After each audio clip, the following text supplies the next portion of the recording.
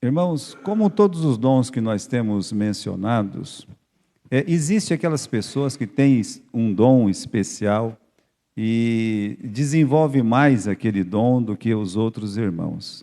Mas no geral, olha, nós temos um versículo em 1 Tessalonicenses 5:21, em que Paulo fala para a igreja de Tessalônica, olha, examinai todas as coisas, retende o bem. Um dever que cada cristão ele tem de discernir entre o bem e o mal. Discernir, poder olhar espiritualmente toda a palavra, toda e qualquer situação, toda amizade. Esse é um dever que nós cristãos nós temos. Esse é o nosso assunto de hoje. Mas para lembrar os irmãos sobre essa questão dos dons, nós temos o versículo 7 aí do capítulo 12, vamos relembrar, que a manifestação do Espírito é dada a cada um para o que for útil. Para lembrar que todo, pode mudar aí, para lembrar que o propósito dos dons espirituais, qual que é? Não é destacar uma pessoa dentro da igreja, fazer com que essa pessoa seja o bonzão lá dentro da igreja. Não é o propósito dos dons espirituais identificar na igreja quem é mais espiritual, não é também transformar um crente mais poderoso do que os outros, fazer um super crente lá dentro da igreja. Não, esse não é o propósito. Fica bem claro aqui, meus irmãos, no versículo 7 que a gente leu, que a manifestação do Espírito é dada a cada um para o que for útil. Mas nós somos abençoados por Deus, que Ele diz lá em 1 Pedro, capítulo 4, que o propósito é equipar a igreja. Então Deus realmente, Ele quer dar muitos dons para a sua igreja, diversos dons, dons especiais, dons aí que realmente possam fazer com que a igreja esteja equipada. Olha lá, cada um exerça o dom que recebeu para servir aos outros. Esse é o propósito dos dons, é servir aos outros. Então, se você recebe o dom da fé, como nós temos aqui muitos dons mencionados, o dom da sabedoria, o dom, meus irmãos, do conhecimento, o da fé, o dom de curar. Olha, você vai ler muitos dons na Bíblia, mas para que serve? E aí Deus nos explica. Serve para servir, para servir uns aos outros, não a si próprio, administrando fielmente a graça de Deus em suas múltiplas formas. Então, cada dom que a igreja recebe, através dos seus membros, ela é chamada aqui de graça em suas múltiplas formas. Então, Deus, Ele quer agraciar a igreja de formas diferentes e vai usar os irmãos para isso, para atender necessidades locais, para aperfeiçoar os santos, para edificar a igreja. Resumindo, o objetivo de Deus com os dons é fazer com que a igreja cresça espiritualmente e numericamente. Olha, no nosso meio, nós estamos no meio mais conservador, e tem uma frase que eu nunca concordei. Porque sempre que as pessoas que usaram essa frase, ao usar essa frase, praticamente olhava e eu via um trabalho medíocre, um trabalho que as pessoas faziam um esforço para não crescer. É tipo assim, olha, nós não estamos preocupados com o crescimento numérico, porque o que importa é o crescimento espiritual. Bem, eu não posso concordar com essa frase, porque Deus não pode concordar com uma frase dessa quando Ele manda ir por todo mundo e pregar o Evangelho. Eu não posso concordar com uma frase dessa quando eu vejo Jesus conversando com Paulo, lá em Corinto, e dizendo para Paulo, olha, eu tenho muita gente nessa cidade, mostrando para Paulo o dever que ele tinha de se encorajar e trabalhar muito. Então, meus irmãos, os dons espirituais servem a esse propósito. Olha, uns irmãos servindo o outro, a igreja se edificando, aperfeiçoando, e vem o crescimento espiritual. O crescimento espiritual no uso dos dons é inevitável. E quando vem o crescimento espiritual, o amadurecimento, o aperfeiçoamento, a edificação da igreja, vai fazer com que a igreja cresça, não é assim? Então, uma pessoa bem alimentada, ela não vai ficar no berço a vida toda lá, né? Ela vai engatinhar, ela vai andar, ela vai crescer, ela vai desenvolver. É assim que funciona. Então, continuando aqui, o que é o dom do discernimento dos espíritos? Para a gente poder entender mais claramente isso, nós precisamos voltar lá no Novo Testamento. Porque quando você olha as igrejas do Novo Testamento, se é as igrejas do Novo Testamento, elas não tinham o Novo Testamento. Por quê? Olha, não tinha o Novo Testamento porque elas estavam escrevendo o Novo Testamento. Deus estava usando as igrejas, os irmãos daquela igreja, para escrever o Novo Testamento para nós, para as outras gerações. Então, nós sabemos que tinha a igreja de Corinto, de Éfeso, de Tessalônica, nós sabemos que tinha a de Filipos. Bem, muitas igrejas, por quê? Porque elas viveram naquele período, mas elas não tinham o Novo Testamento. E como Paulo ensina aqui no capítulo 14, começava um culto, lá tinha um camarada que queria ir lá pregar, o outro queria ir lá cantar, o outro, então, quer dizer, havia uma manifestação ali, e nesse negócio, fulano vai pregar, aí ele pregou, mas ele pregou o quê? Veja a importância do discernimento dos espíritos no tempo do Novo Testamento e hoje também. Como vai comparar o que aí, né? A pessoa vai lá, fala alguma coisa, fulano foi lá, falou com vigor, chegou a suar ali, ele falou bonito, mas ele falou o quê? Sabe? Falou, mas ele falou o quê? Não bastava falar bonito, não bastava falar palavras agradáveis, tinha que falar coisas espirituais, coisas que vinham de Deus. Por isso Paulo está dizendo, olha, tem que ter o discernimento dos espíritos, que é fazer um juízo espiritual do que está sendo dito e do que está sendo feito dentro da igreja, ou mesmo no crente, na vida cristã individual. Aqui para lembrar, né? Fazer um juízo espiritual. Então, irmãos, era um dom extremamente necessário para a igreja primitiva e para a igreja hoje. Não é porque nós temos o Novo Testamento que não, aqui esse dom hoje, depois que teve aqui escrever o Novo Testamento, não precisa mais desse dom do discernimento. Não, nós estamos enganados, precisamos sim. Como nós precisamos. Se alguém vem pregar a palavra de Deus, completamente fora da palavra de Deus, falou bonito, falou legal, todo mundo gosta do jeito que ele fala, mas calma lá, ele não falou uma coisa que está dentro da palavra de Deus. Aquilo que ele falou não é verdade, pelo menos não é a verdade de Deus. Bem, irmãos, e aí? O discernimento dos espíritos faz com que alguém se levante na igreja e diga, olha, isso não está certo não. De jeito nenhum. Essa palavra, essa doutrina aí não é bíblica, não. Isso não está na palavra de Deus. Veja como é importante. Até nos relacionamentos entre os irmãos, nos relacionamentos pessoais. Por quê? Porque próprio Paulo diz que o diabo, ele se transfigura em anjo de luz. Então, você não vai ver uma pessoa pulando com chifre, rabinho e fazendo umas piroletas ali, querendo enganar outra pessoa, não. O diabo, ele vai vir para enganar, meus irmãos, com astúcia. Ele vem enganando uma pessoa, ou enganando um grupo de pessoas, ou a igreja, ele é astuto. Ele não vai chutar essa porta aí e falar assim, agora você... Não. Ele vai vir sorrindo, ele vai vir abraçando, ele vai vir, sabe, todo faustoso, porque ele quer enganar. Essa que é, meus irmãos, a verdade dentro da palavra de Deus. Então, tanto a igreja quanto o cristão, eles estão sempre em perigo iminente. Isso não vai deixar de acontecer.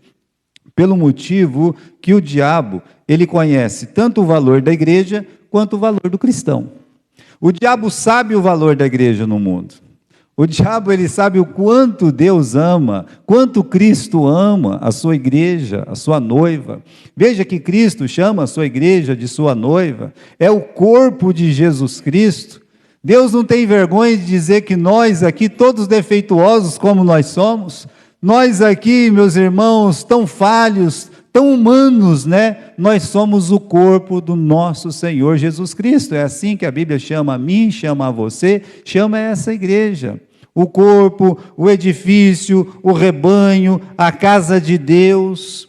Então, para o diabo, ele querer desfigurar a igreja, fazer com que a igreja perca completamente o seu propósito, a sua doutrina, para que as pessoas sejam iludidas com as suas mentiras, ele consegue atingir o coração de Deus quando ele atinge a igreja. Só para lembrar os irmãos que Saulo, ele estava perseguindo a igreja de Jesus, estava matando lá os discípulos. Quando Jesus apareceu para ele, Jesus não falou assim: Paulo, por que você está perseguindo Pedro? Por que você está aí perseguindo, né, os outros irmãos, os outros apóstolos? Você está perseguindo aí os crentes da igreja de Jerusalém? Você está perseguindo lá os crentes de Antioquia? Que negócio que é esse aí, rapaz? Não foi isso que Jesus disse. Jesus olhou e disse o quê? Saulo, Saulo, por que me persegues? Então, o diabo, meus irmãos, ele sabe dessa intimidade, dessa comunhão, dessa união que existe entre Cristo e a sua igreja. Como ele sabe, meus irmãos, do amor que Deus tem pelos crentes, que Jesus Cristo tem pelos crentes, do valor do crente neste mundo. Olha, o ímpio, ele não conhece Deus, ele não conhece a palavra, ele não conhece a igreja, mas ele conhece o crente lá fora. Então, se ele puder desfigurar, acabar com a vida do crente lá fora, o testemunho acabou. Então, o prazer dele é esse. Então, irmãos, nós sempre vamos estar em perigo, né? E aí Satanás, então, se ele puder, ele vai plantar um monte de mentira dentro da igreja de Jesus. Ele vai tentar destruir o amor que uma pessoa tem por Deus depois de ter Cristo como Salvador. Olha o que diz em 1 João, capítulo 4, versículo 1.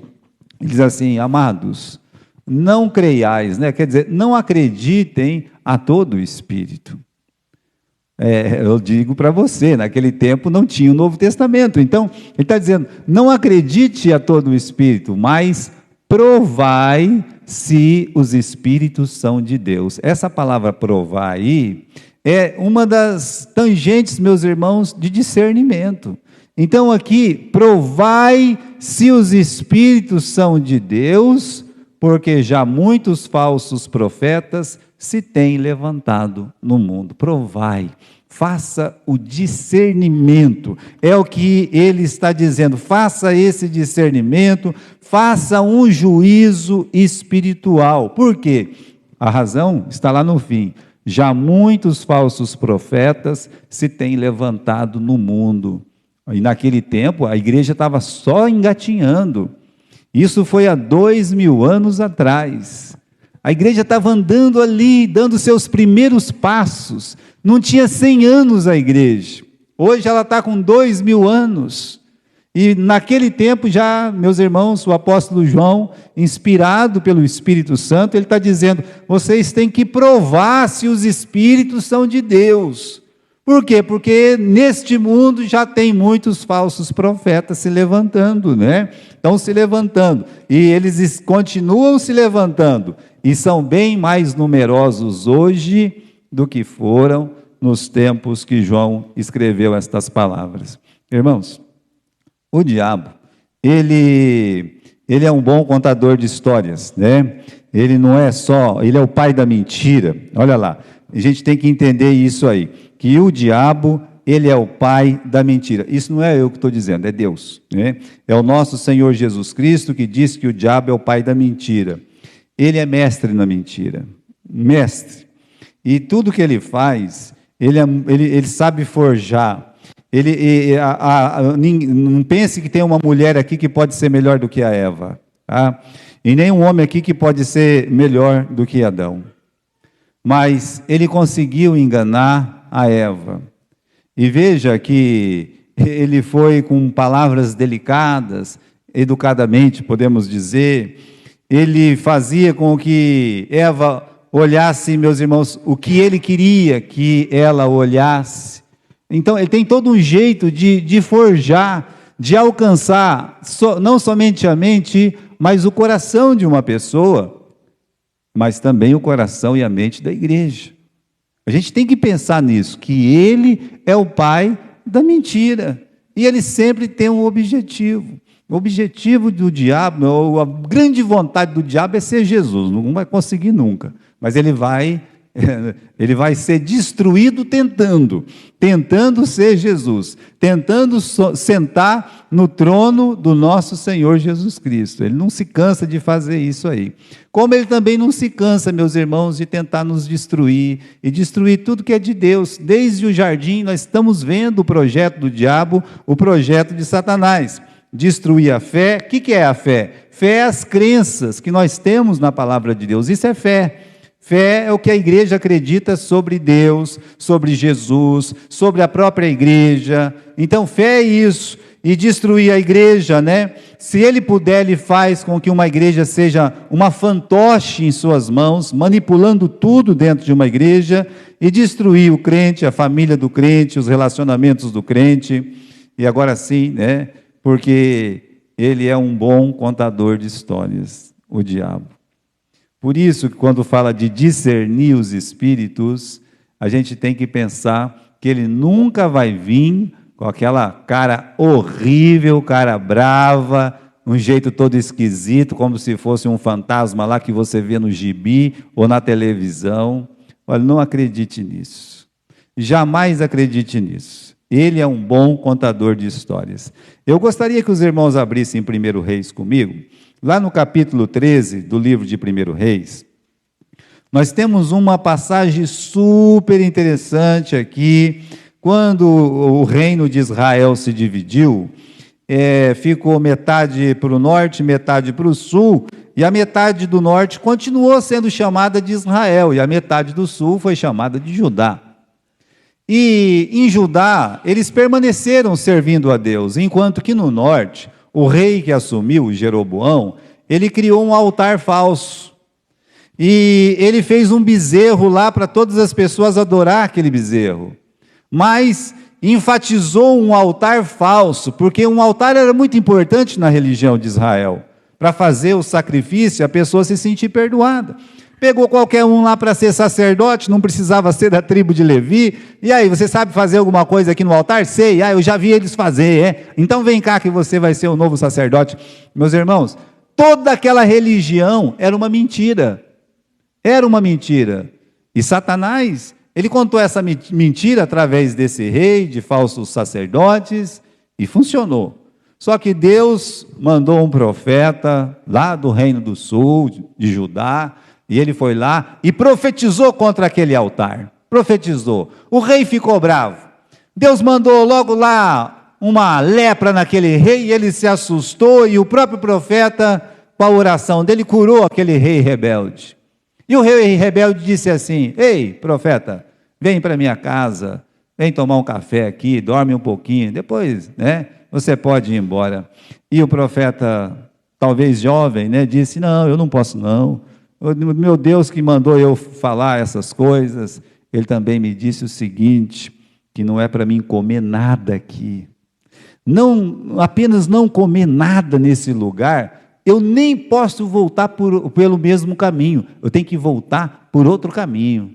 Acredita que o rei respeitou, então tá bom, se Deus é poderoso mesmo, quase que eu fico sem mão, Então, ele respeitou aquele profeta. E aí, meus irmãos, ele pegou e foi embora por outro caminho. Lá, vendo aquela cena toda, tinham os filhos de um velho profeta lá. E aí os filhos correram para a casa do pai e falaram assim: pai, o senhor não sabe o que aconteceu lá. que aconteceu, meu filho? A gente estava lá em Betel, lá, o senhor precisa de ver. Foi um profeta lá, pai, que falou, que a mão do rei secou, depois curou, tal, né? Ah, é? É. E cadê esse profeta? Ah, ele foi para outro caminho aí. Provavelmente contaram para o pai dele a história, né? O velhinho montou no jumento lá, saiu correndo atrás do profeta, alcançou o profeta e disse: ô profeta, essa história aqui, capítulo 13, veja lá comigo, capítulo 13, no versículo 14. E foi após o homem de Deus e o achou assentado debaixo de um carvalho e disse: és tu o homem de Deus que vieste de Judá? Ele disse: é, sou eu. E disse: ô rapaz, vem comigo à casa, vem comigo comer um pedaço de pão, né? Vamos descansar um pouco. Porém ele disse: não posso voltar contigo, eu nem entrarei contigo, nem tampouco comerei pão, nem beberei contigo água nesse lugar, porque me foi mandado pela palavra de Deus: ali não comerás pão, não beberás água, nem voltarás pelo caminho onde vieste.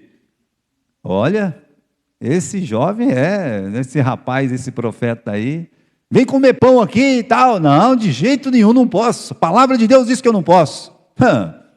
E aí, versículo seguinte, no versículo 17, né? Versículo 17 não, versículo 18. Ele disse: eu também sou profeta, como tu. E um anjo me falou por ordem do Senhor, dizendo: faze-o voltar contigo a casa, para que coma pão e beba água. Como é que está escrito na sua Bíblia? Depois, entre parênteses. Porém, era o quê? Era mentira. O diabo, ele é um bom contador de histórias.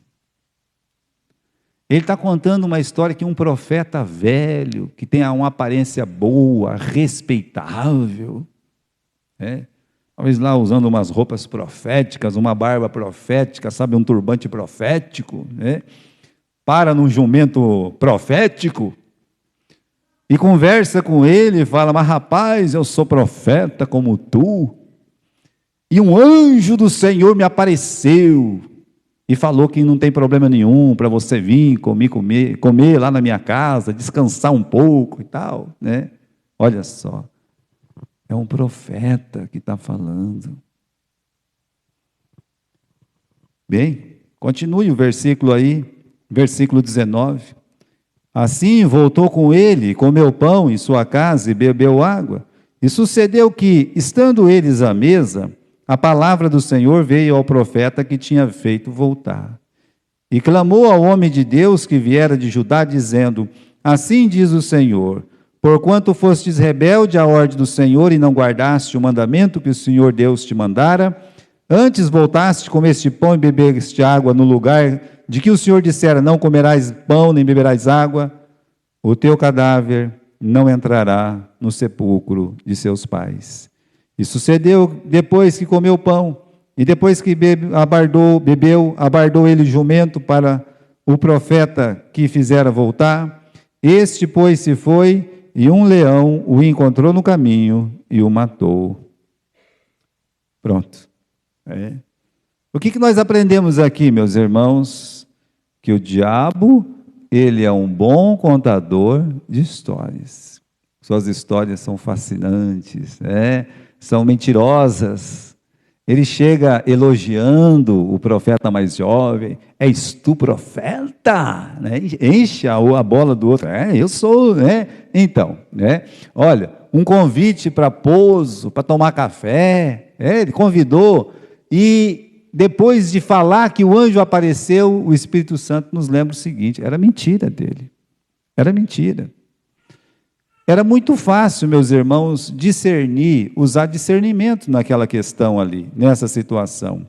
Aliás, ele até disse o que devia fazer. Não, eu não posso, porque Deus, a palavra de Deus, diz para mim não fazer isso aí. Pronto, acabou, Era só fazer o que Deus mandou. Mas ele não teve discernimento. Ele não teve discernimento. O que faltou para aquele profeta mais jovem? Essa palavra: discernimento. Ele fala assim: Calma lá, mas isso não é uma coisa espiritual. Não, não, não, né? Fazer um juízo espiritual ali no momento. Eu até acrescentei aqui o seguinte, né? O que ele poderia pensar? Calma lá. Deus me pegou lá do reino de Judá e me trouxe aqui para Betel, para o reino de Israel, né? E esse profeta já morava em Betel? Uai! Você não acha esquisito Deus ter que pegar um profeta lá de outro país para pregar em Marília, se tem um profeta em Marília? Não é muito esquisito isso? Ele poderia parar e pensar, calma lá, mas por que Deus não te usou? Rapaz, você está com mentira comigo, hein? Deus vai te castigar, hein? Olha lá, você está querendo que eu morra, hein?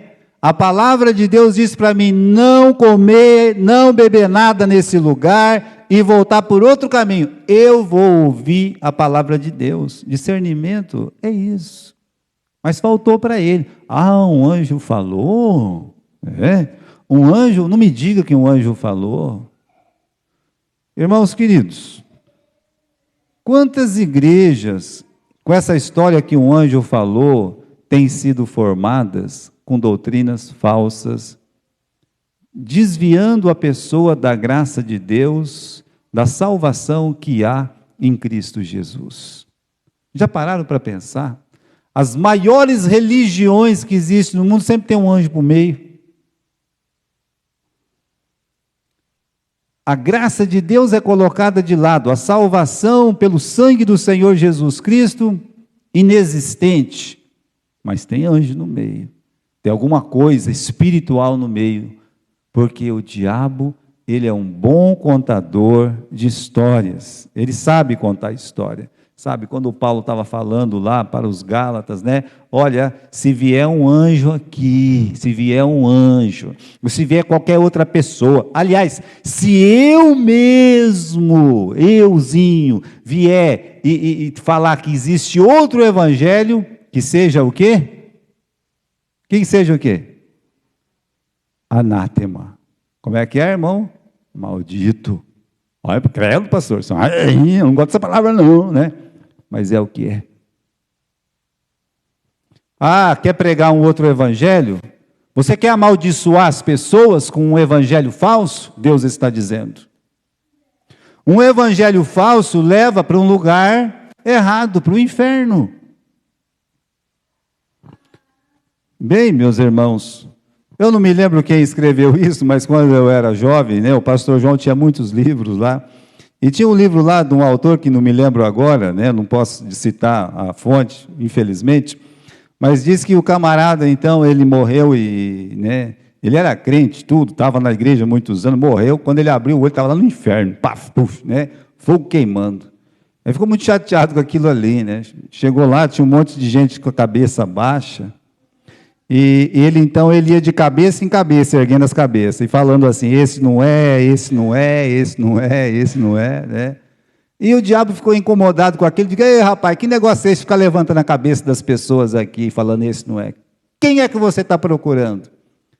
Ele disse, eu estou procurando o pastor que pregou um evangelho falso para mim. É isso que eu estou procurando. Se eu vim para cá, ele está aqui também.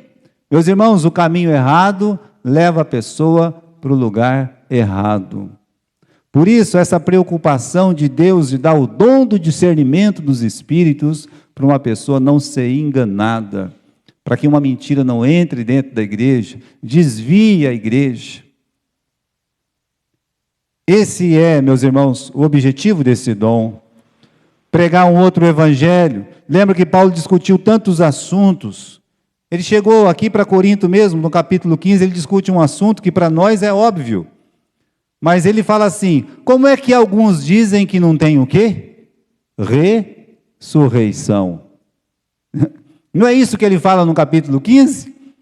Agora, é porque alguém foi lá no púlpito da igreja de Corinto, abriu a Bíblia do Velho Testamento, que é o que eles tinham naquele tempo, ou chegou e disse: olha, o Espírito do Senhor está sobre mim, né? Eu estou aqui, eu estou ungido agora, olha, não tem ressurreição, viu? Não tem ressurreição. Então o apóstolo Paulo pergunta no capítulo 15, como é que alguém pode olhar e dizer, ensinar que não tem ressurreição? Meus irmãos, é uma coisa séria, é uma coisa séria. Eu me lembro que, agora esse é de Spurgeon mesmo, né? Ele contando, naquele tempo que as pessoas pegavam o trem e paravam nas estações, mas uma senhora olhou e disse para o maquinista lá: olha, eu vou parar em tal estação, eu não sei qual é, quando tiver, senhor, por favor, senhor avise, né? Ah, então tá bem, pode deixar, né? Aí caminha, caminha, noite adentro, né? E era um frio medonho, um frio assim, sabe, de neve mesmo. E o camarada que estava do lado dela parou numa estação e disse: senhora, essa é a estação que a senhora tem que descer. Ah, acordou ela. E ela pegou a criancinha dela e desceu. E o trem foi embora. Quando chegou lá na frente, o maquinista disse: senhora, olha, a sua estação. E o camarada disse: como assim? Não era aquela lá de trás? Não. Lá não tem nem casa lá, não tem nada lá. Só tem uma estação, mas não tem nada. Eu pedi para ela descer. Aí o maquinista disse: então o senhor matou ela de frio, ela vai morrer de frio lá. Olha, ensinar caminho errado dá nisso. Ensinar um evangelho falso conduz para o inferno. Não dá salvação. Evangelho falso não leva para a salvação. Por isso, meus irmãos, o que faltou para esse profeta jovem era discernir o que a palavra de Deus me disse. O que a palavra de Deus me disse. Olha o uso do discernimento no Novo Testamento, em alguns casos, como de Paulo. O que Paulo faz, né? Bem, foi alguém lá nas igrejas que ele fundou. Para fundar a igreja não tinha ninguém não, mas para manipular, para destruir a fé daqueles irmãos recém-convertidos, desceu um grupo lá de Jerusalém.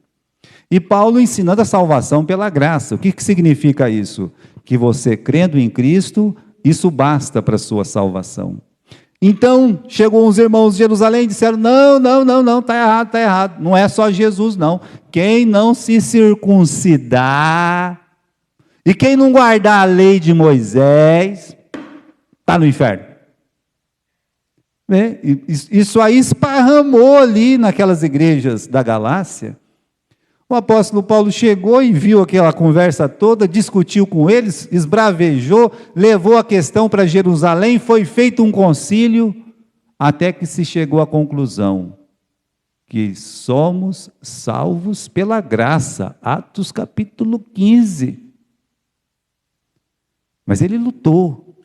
Ele teve discernimento para dizer: não, o que eles estão ensinando aqui vai levar as pessoas para o inferno.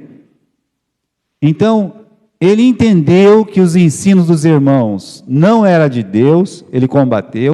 Ele entendeu que a forma com que Pedro se comportava, o Pedro tinha um péssimo comportamento quando vinha judeu congregar nas igrejas dos gentios. Eles estavam juntos em alguma igreja, e aí então o apóstolo Pedro, ele no meio dos gentios, ele era amável, ele abraçava, ele comia junto com os gentios. Mas quando vinham os irmãos lá de Jerusalém, os judaizantes, ele desprezava aqueles irmãos. Aí o apóstolo Paulo foi vendo aquilo, chamou Pedro do lado e disse: ô Pedro, que negócio é esse aí? Isso não é bom. Você está aqui com a gente, com os gentios, você come, você se alegra. Agora, quando chegam os irmãos lá de Jerusalém, você fica aí com essa segregação, e você está desprezando os irmãos por causa dos usos e costumes lá da igreja de Jerusalém? Que negócio que é esse? Paulo diz assim: eu o repreendi porque ele foi o quê? Repreensível. Isso aí é o uso do discernimento. Não pode isso aí. Então não podia ter dois comportamentos ali. Olha o Pedro, não teve um discernimento de Ananias e Safira? Não foi esse um discernimento que ele teve? Veja, irmãos, as pessoas estavam dando de coração, as pessoas estavam lá abençoando umas às outras, não tinha nenhum necessitado. Aí um casal resolveu se aparecer, um casal resolveu achar que podia, meus irmãos, extrapolar espiritualmente lá dentro. E o próprio Pedro fala que aquilo ali era um domínio de Satanás na vida deles. Não aceitou. Teve um discernimento espiritual em Pedro e por Jesus. Agora, essa passagem, meus irmãos, eu gostaria de ler com vocês, lá no livro de Mateus, no capítulo 16. Mateus, capítulo 16 e versículo 23. Mateus 16. Aqui, bom, para a gente poder entender, vamos ler desde o versículo 21. Aqui, Jesus está prestes a ser crucificado, tá? Desde então, versículo 21, Mateus 16, 21, desde então, começou Jesus a mostrar a seus discípulos que convinha ir a Jerusalém e padecer muitas coisas dos anciãos e dos principais sacerdotes e dos escribas e ser morto e ressuscitar ao terceiro dia. Jesus disse para os apóstolos: olha, eu vou sofrer muito. Eu estou indo lá para Jerusalém, eles vão me pegar, eles vão me bater, eles vão me prender, eles vão me crucificar, eles vão me matar, mas eu vou ressuscitar. Ele previu para os seus apóstolos, versículo 22, e o Pedro, na base do coitadismo, né? E Pedro, tomando-o de parte, começou a repreendê-lo, dizendo: Senhor, tem compaixão de ti, de modo nenhum isso vai acontecer. Que é isso, Senhor? Né? Tem compaixão de ti, que fica falando essas coisas ruins aí, não. Não fica agorando a sua vida, não faça isso, não. Tem compaixão, tem misericórdia de ti, Senhor. Jamais o Senhor vai apanhar lá, jamais o Senhor vai ser crucificado, jamais o Senhor vai... Para que ressuscitar se o Senhor nem vai morrer? Agora, se Cristo não morre, se Cristo não é crucificado, como é que nós íamos ser salvos? E aí então, no versículo 23... Jesus voltou e disse para Pedro: para trás de mim, quem? Satanás. Discernimento espiritual. Não era Pedro. Quem é que estava no coração de Pedro ali? Satanás.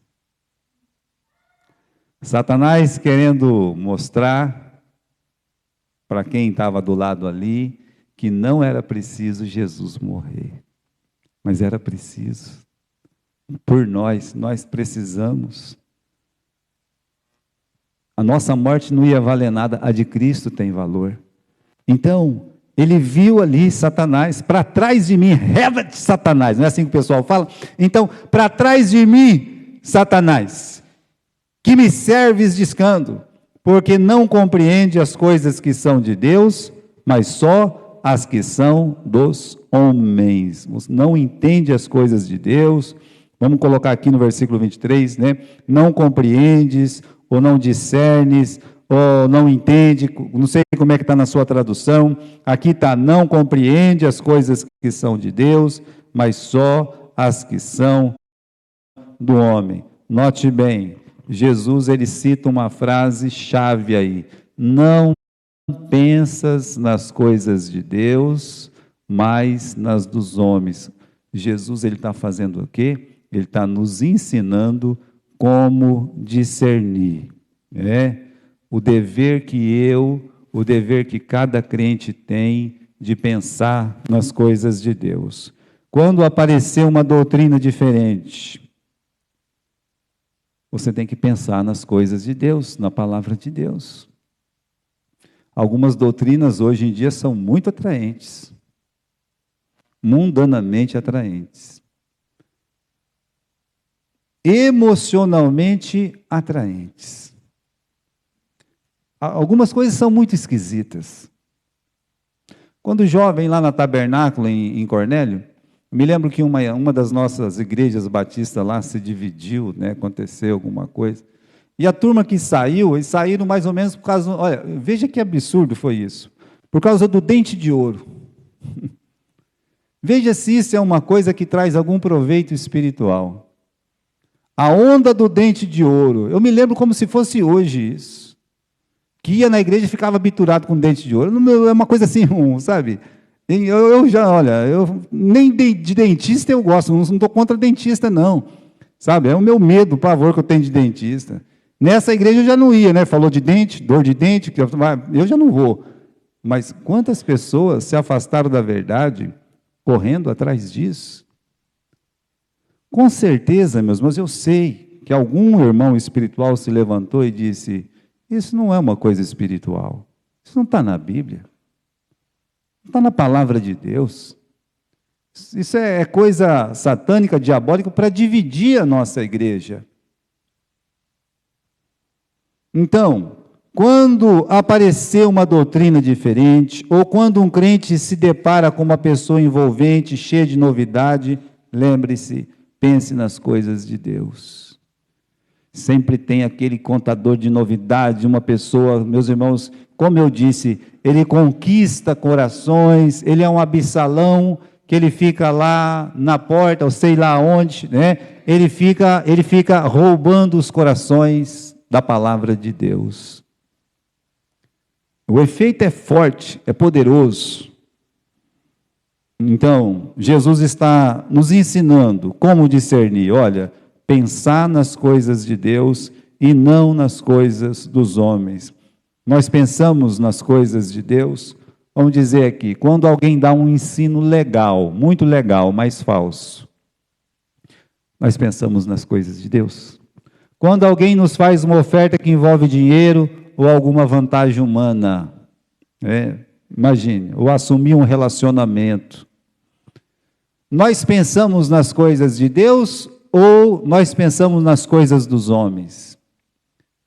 Discernimento espiritual, discernir os espíritos se são de Deus.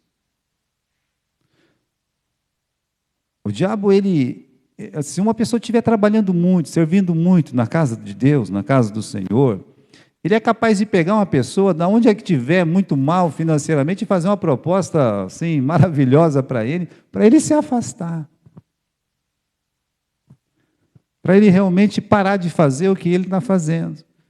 Se ele dizer não, Deus vai honrar ele e vai dar o que Deus promete dar, abençoar ricamente. Abençoando, te abençoarei, multiplicando, multiplicarei. Deus abençoa.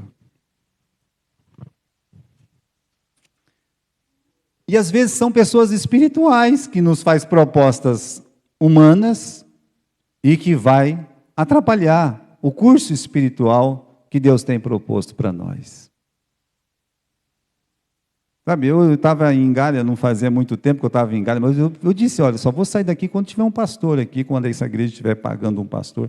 Mas a igreja estava começando a ir bem. Sabe quando o negócio engata, pelo menos uma primeira, e você está puxando para a segunda, porque você sabe que vai arrancar, não é? Tem isso no trabalho, né, Mariazinha? Que o negócio, você sabe, eu acho que agora vai, né?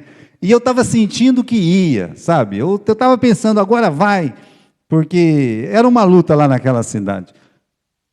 Me aparece uma pessoa de longe, sabe, de longe, e disse, encontrei a pessoa certa, você, porque você gosta de dar aula, porque você é isso, que você é aquilo, que você é aquele outro. Aí eu digo, eu não.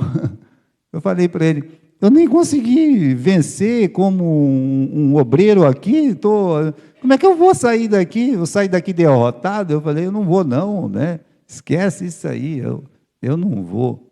Talvez naquele tempo, mais por teimosia, eu não ia. Mas, olha, irmãos, o diabo às vezes quer tirar a gente de um lugar que vai prosperar, de uma classe, de um pessoal. Olha o seu trabalho espiritual. O diabo ele não vai querer que você realmente seja uma bênção, como Deus prometeu para Abraão e os filhos de Abraão, e nós também somos filhos de Abraão. Irmãos, discernir é pensar, é refletir, separar as coisas espiritualmente. Onde é que essa palavra aparece pela primeira vez nas Escrituras? Isso é sempre uma coisa interessante. Onde é que essa palavra está pela primeira vez? Está lá em Gênesis, capítulo 27 e versículo 23. Curiosamente, a minha classe lá hoje, que eu tenho minha classe lá agora, né? Então, a minha classe lá, ela estava no capítulo 27 hoje. Os meninos todos lá fazendo a provinha, tal. Mas aqui no capítulo 27, nós estamos terminando. Vamos lá. Gênesis capítulo 27. Vamos ver quando essa palavra foi usada pela primeira vez na Bíblia. Discernimento. Capítulo 27 e versículo 26. Não. 23. Vamos lá. E não o conheceu, porque as suas mãos estavam peludas, como as de Esaú, o seu irmão, e o abençoou. Então, quando é que aparece a primeira vez? Aparece nessa palavra aqui, e não o conheceu. É como se tivesse escrito, ele não conseguiu discernir, não discerniu espiritualmente. Tem tudo a ver com essa história. A palavra tem tudo a ver. Olha, essa história é a história que a Rebeca e o Jacó, eles se juntam para enganar o pai, que é o Isaac, e o irmão mais velho, que é o Esaú. O pai fala: "Ô, meu filho, né, estou com fome aqui, você sabe fazer aquele guisado gostoso, vai lá, caça uma coisa gostosa lá, mata e faz para mim, e aí eu vou te abençoar." O Esaú saiu feliz, contente com a arma dele, foi e conseguiu achar, né? No meio do caminho, né, enquanto ele está lá tentando achar a caça dele, a mãe escutou atrás da porta, chamou o filho mais novo e disse: "Ô, meu filho, teu pai vai abençoar o teu irmão. Não vamos deixar não, né? Ó, vamos fazer o seguinte, eu vou preparar uma comida muito gostosa, você pega uma ovelha lá atrás aqui, que eu vou preparar do jeito que teu pai gosta, e você vai lá levar para o seu pai comer." Aí ele disse: "Não, mãe, eu não posso fazer isso não. Se meu pai me descobrir, eu vou ser amaldiçoado." "Que nada, né? Pode deixar comigo, que a maldição venha para mim." A mãe pegou, sabe, colocou uns pelos no Jacó, porque ele era liso, e colocou pelo igual o Esaú, pegou uma roupa do Esaú carnicenta, fedida, colocou nele, né? E ele pegou a carninha, levou para o pai, e o pai perguntou: "Quem que é?" "Eu sou Esaú, pai." Versículo 22. Olha lá. Capítulo 27, versículo 22. "E chegou-se Jacó a Isaque, seu pai, que o apalpou e disse: a voz é de quem? É do Jacó. Porém as mãos são do Esaú." Meus irmãos, para um cego, a audição é mais importante. Ele sabia com quem que ele estava falando. Sabia. É o Jacó. É o Jacó. No versículo 23 diz que ele não o conheceu. Só que você vai vindo, né? E olha o versículo 24, e disse: "És tu, meu filho? É você mesmo?" Sabe? Enquanto ele conversava, falava assim, ele sentia aquele cheiro gostoso da comida que a mulher dele tinha feito, né? Então, meus irmãos, na verdade ele não quis discernir nada. Nada, nada, nada. Pelo menos para dizer assim, ó, é o Jacó, não é o Esaú, tá? Bem, meus irmãos, o que o discernimento podia fazer por Isaac? Vamos ver, né? Ele sabia que era o Jacó, então ele podia dizer: "Meu filho, por que você está mentindo para mim? Eu sei que é você, Jacó. Eu sei que é você. Essa vozinha não me engana não, né? É você, né? Que negócio é esse de você se passar pelo seu irmão?" Ele poderia dizer isso. Mas ele podia dizer, isso aí é discernir só a voz. Não ia ser um discernimento espiritual. O discernimento espiritual faria isso e diria assim: "Mas olha, meu filho, você é mais justo do que eu. porque a tua mãe já tinha falado que quando ela estava grávida, o Senhor falou para ela que o menor, ele ia comandar o maior. Então, meu filho, venha cá. Vamos esperar o seu irmão chegar. Eu vou obedecer a Deus. Vou obedecer a Deus. Quando ele chegar, eu vou abençoar vocês dois, mas eu vou te abençoar com a bênção do primogênito. Como ele fez no capítulo seguinte. Não precisava de nada disso. Aí o Jacó engana o pai se faz de enganado, aí vem o filho mais velho, o pai dá um grito, o outro irmão dá um grito maior ainda, promete matar, vingança, 20 anos de raiva, de ódio. Tudo porque não teve o quê? Discernimento espiritual. Veja como é importante o discernimento espiritual. Ele podia dizer, meu filho, eu estou errado, né? Eu vou fazer o que Deus disse. Isso, meus irmãos, é pensar nas coisas de Deus. Pensar nas coisas de Deus. Mas ele não fez. E como os meninos escreveram hoje, né? É pela barriga. Ele foi vencido pela barriga. Então, só para a gente terminar, meus irmãos, vamos lá para o livro de Hebreus, né? Capítulo 5, versículo 13 e 14. Para discernir espiritualmente, é preciso se alimentar bem da palavra de Deus. Você tem que conhecer a palavra de Deus. Você conhece a palavra de Deus? Você lê a palavra de Deus? Ou qualquer pessoa pode te enganar aí na rua?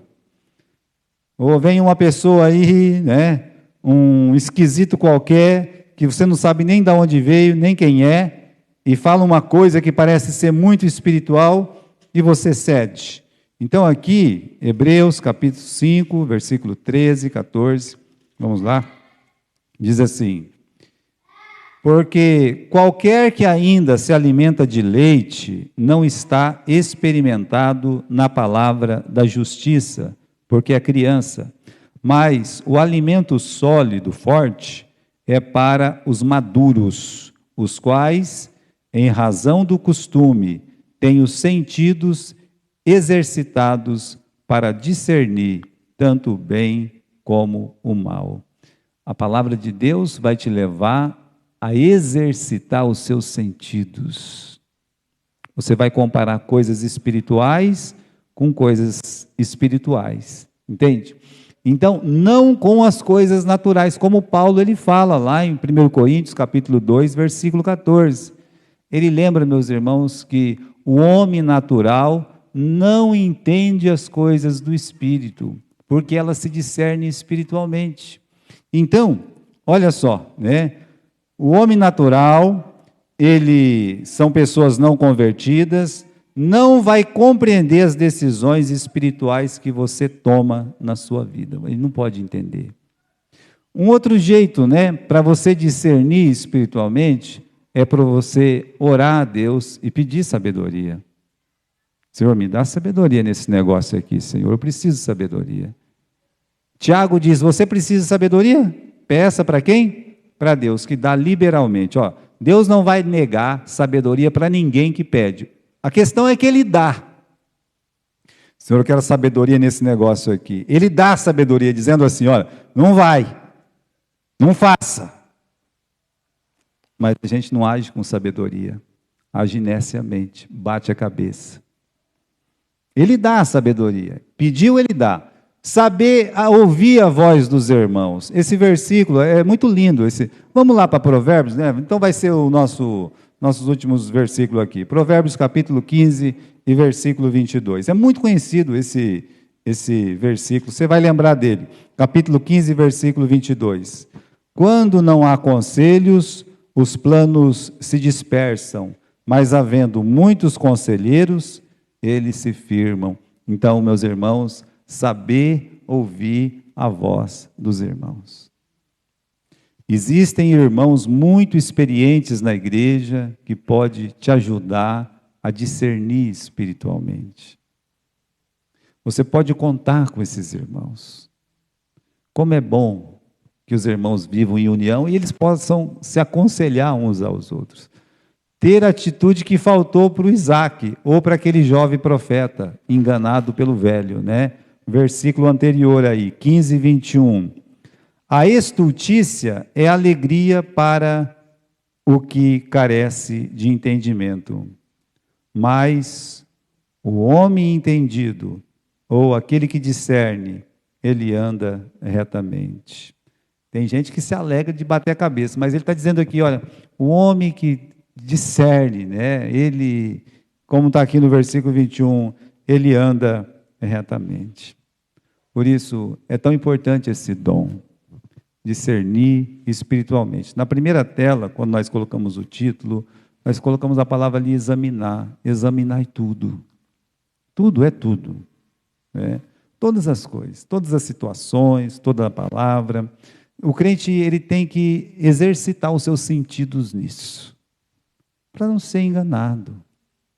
Para não ser enganado nem dentro da igreja e nem fora da igreja.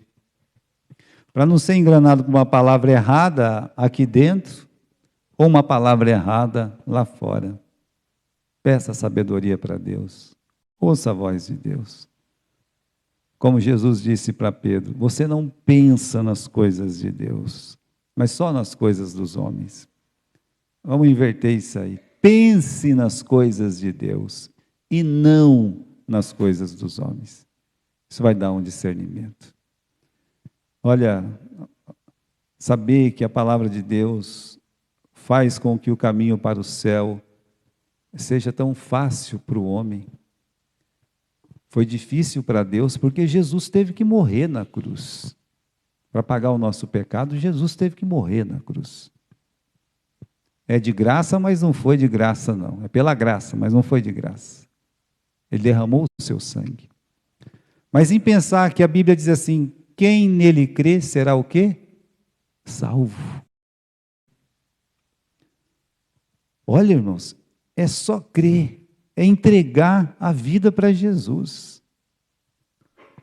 Dependendo da doutrina de uma igreja, sabe, é umas coisas, é umas ideias que você não entende de onde que veio tanta coisa esquisita para a pessoa, talvez num tempo aí, depois de passar pelo limbo, depois de passar por um purgatório, depois vai chegar lá.